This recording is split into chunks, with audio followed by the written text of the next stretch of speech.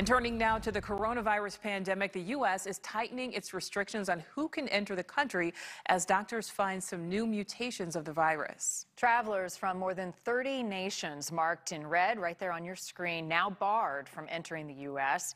And it comes as top health officials say they are concerned about the spread of the U.K. variant and also that new South African variant.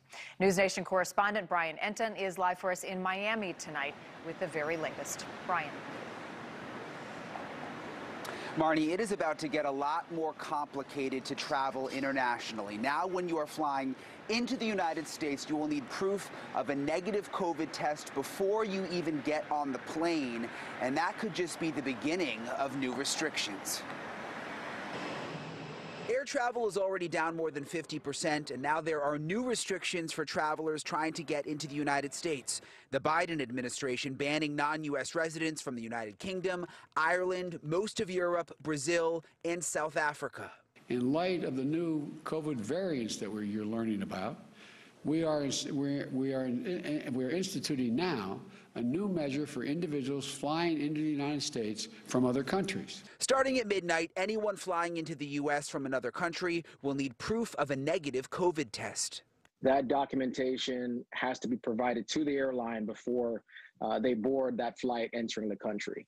And they're recommending that you be tested 3 days prior to that flight. President Biden has been critical of travel bans in the past. At the start of the pandemic on March 12th of last year, Biden tweeted, "A wall will not stop the coronavirus. Banning all travel from Europe or any other part of the world will not stop it. This disease could impact every nation and any person on the planet, and we need a plan to combat it." Today, the president's press secretary was pressed about his criticism of travel bans imposed by President Trump.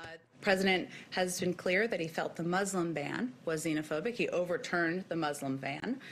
He also, though, has supported, and he himself, even before, or we did, I should say, even before he was inaugurated, travel restrictions in order to keep the American people safe. The U.S. Travel Association, which advocates for the travel industry, supports some of the new restrictions like COVID testing for international passengers. But President Biden has also raised the idea of a mandatory quarantine for arriving passengers, something the trade group says it is very much against. What is the concern about a mandatory quarantine? I think that the mandatory quarantine really is a deterrent to travel. We have data that really does show that if you have the testing mechanism in place, you know, the WHO and other international organizations have said these quarantines aren't necessary if you have the testing capability. And the travel economy lost more than $500 billion last year. 42% of Americans without jobs either work in travel or the tourism industry. Important to remember, if you are traveling internationally now, you will have to coordinate to get that COVID test a few days before you get to the airport. To return on your flight home, you will have to have documentation of a negative result. Live at Miami International, Brian Enton, News Nation.